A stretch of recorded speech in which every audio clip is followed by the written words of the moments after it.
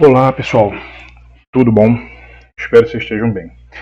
Bom, dando prosseguimento a essa tirada de dúvidas, uma dúvida que é muito recorrente é como eu devo proceder para calcular a potência do meu sistema. Por que isso acontece? Às vezes um cliente vai fazer uma instalação e chega para a gente e diz: olha, eu não estou entendendo, porque eu recebi uma proposta de 2 kW, chegou uma de 3 kW, uma de 5 kW, uma de 2,5 kW. Então, qual é a potência que realmente vai me satisfazer? E realmente existe uma variação muito grande. Então, é claro que em cada módulo desse, em cada equipamento que a gente utiliza, existem as perdas, mas eu vou mostrar para vocês hoje como fazer esse cálculo de uma forma mais básica, mais ampla, sem calcular, é claro, perdas por temperatura. Então, durante o decorrer do dia, o módulo gera menos por causa da temperatura, em compensação gera mais corrente. Então, tem uma série de termos técnicos que não cabem nessa explicação rápida, mas seria motivo para uma aula mais aprofundada e uma aula técnica.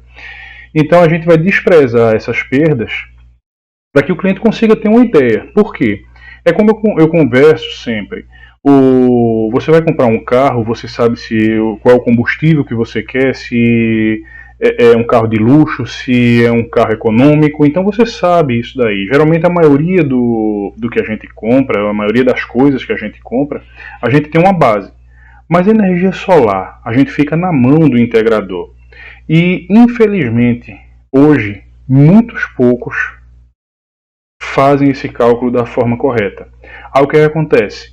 Um cálculo subfaturado ou subdimensionado vem com um valor mais baixo, mas em compensação, depois de instalado, aquele sistema não vai gerar o que é satisfatório para o cliente. E o cliente levou aquilo pelo preço. Então, apesar de ter a qualidade do material envolvida, a, a potência do sistema é um determinante no seu preço. Então a gente vai fazer um cálculo hoje para ver mais ou menos como é que a gente faria para calcular o sistema que eu preciso, certo? Bom, então vamos lá. Primeira coisa que a gente tem que procurar ver é a conta de luz, por isso que a gente pede sempre a conta de luz. Vamos dar uma olhada aqui numa conta de luz para eu mostrar para vocês alguns dados que a gente vai utilizar. Bom, então a gente vai dar uma olhada aqui numa nota fiscal e a gente vai precisar verificar alguns pontos mais importantes. Então aqui a gente vai ter alguns dados do cliente que foi oculto, mas o que é que vai ser importante para a gente? Endereço da unidade consumidora, a gente vai precisar disso para localizar a unidade no Maps e com isso conseguir fazer o cálculo direitinho. O tipo de sistema, se é monofásico, bifásico ou trifásico, porque taxa mínima que você vai continuar pagando após instalar o sistema. Então, a gente sabe que em sistemas monofásicos, o cliente, mesmo que tenha produção total, não use nenhuma energia da concessionária, ele vai continuar pagando uma taxa mínima de 30 kWh mês. Se for bifásico, 50 kWh mês. Se for trifásico, 100 kWh mês. E as informações mais importantes que seriam essas informações aqui, histórico do consumo. Bom, já peguei esse histórico do consumo e transferi para dar uma adiantada para uma planilha aqui do Excel. Então aqui a gente tem os 12 meses de consumo dele e aqui o consumo anual. Por que é que eu coloquei dessa forma aqui? Porque é interessante que, se o cliente quer colocar em uma unidade para compensar em outras residências, ele coloque o consumo das outras unidades aqui. Então vai ser tudo somado e vai ser tirado uma média desse valor aqui, que é quanto que vai determinar o tamanho do sistema dele. Bom, eu agora já tenho que a média do consumo anual desse cliente é de 223 kWh mês. Então isso vem dizendo na sua conta. Bom, com base no consumo desse cliente, a gente agora vai fazer os cálculos necessários. Então, eu teria que pegar o endereço desse indivíduo e jogar lá no Google Maps. Então a gente pode colocar direto no Google Maps, e aí você tem o link, ou você pode acessar https://www.google.com.br maps. E lá você vai colocar o endereço, ou o endereço completo, ou como as estações de medição são em determinados locais aproximados, você pode colocar o bairro. Então, por exemplo, aqui, Jardim Atlântico. A gente está em Olinda, vamos fazer o cálculo para aqui em Olinda. Na hora em que coloca aqui Jardim Atlântico, eu tenho duas formas de saber a localização. Uma, clico com o botão direito e ele vai colocar aqui, ó, a latitude e longitude. Ou eu posso vir aqui na barra de navegação e aqui na barra de navegação ele coloca essa longitude e a latitude. Com base em latitude e longitude, aí eu vou para um outro site, eu vou deixar aqui na descrição para vocês, que é o site do Sandata, do Cresesb. Então, posso botar aqui simplesmente Sandata, ou posso acessar pelo endereço. A gente acessando, ele vai explicar aqui e já vem na página onde a gente pode colocar os dados. Mas caso não chegue nessa página, como é que a gente vai fazer? Então a gente vai em potencial energético, potencial solar, e aqui ele pede latitude e longitude. Eu vou voltar lá no Google, copio a latitude,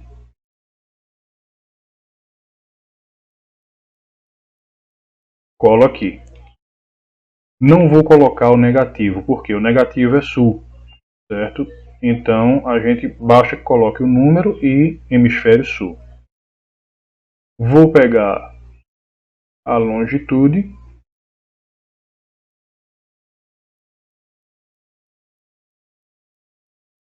e colar aqui.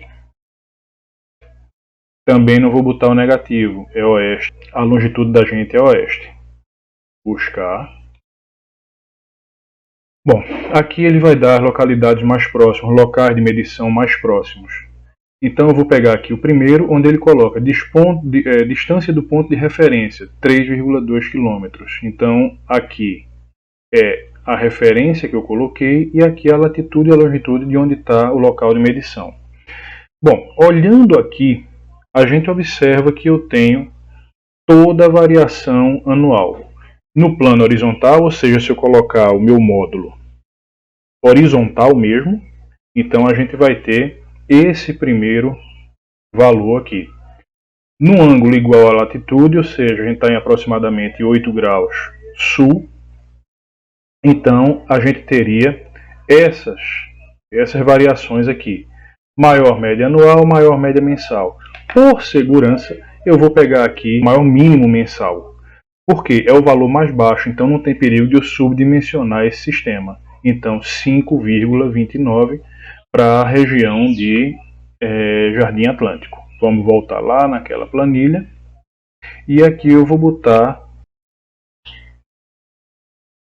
média anual. Aí a gente vai ter aqui, voltando lá rapidinho, 5,29.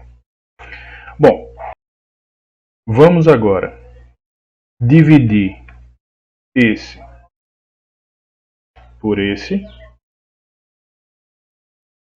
E aí eu vou ter aqui a quantidade de quilowatts pico relacionado ao local. Só que eu quero saber o meu sistema, quanto é que ele vai gerar diariamente. Então, aqui a gente vai ter o valor gerado pelo sistema no local.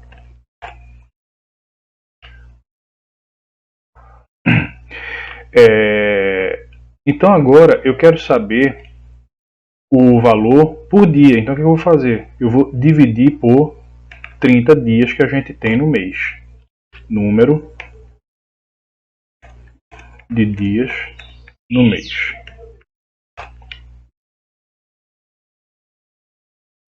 Bom, aí eu vou pegar aqui e é igual a isso daqui dividido por 30.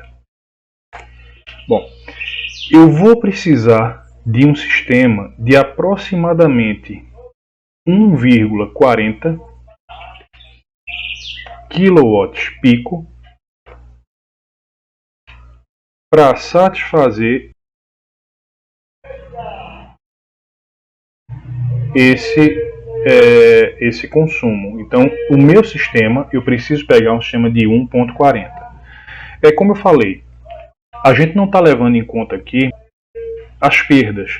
Então, muitas empresas vão colocar aqui um fator de correção. Então, o que acontece? Nós mesmos na RF Solar fazemos isso. Então, só que é avisado ao cliente: olha, 1,40 a princípio vai suprir sua necessidade. Mas quando você começa a utilizar a energia solar, você começa a usar mais um ar, começa a usar mais um chuveiro elétrico, começa a usar mais equipamentos que você não usava antes, e aí tende a ter um aumento. Então o que é que a gente faz? A gente dá aqui um acréscimo de aproximadamente 25 a 30%. É igual a 1,4 vezes 1,30. Ou seja, geralmente para uma necessidade de 1,4 kW pico, a gente apresenta um sistema de 1,82, informando ao cliente que esse valor aqui seria o valor suficiente para ele. Bom, pessoal, hoje foi um vídeo com uma duração um pouco maior, mas eu espero que tenha satisfeito as dúvidas de vocês. Continuem enviando as dúvidas e a gente vai, sempre que possível, atualizando e esclarecendo para vocês. Se puderem curtir e compartilhar o vídeo, então isso ajuda a gente no canal. Até mais.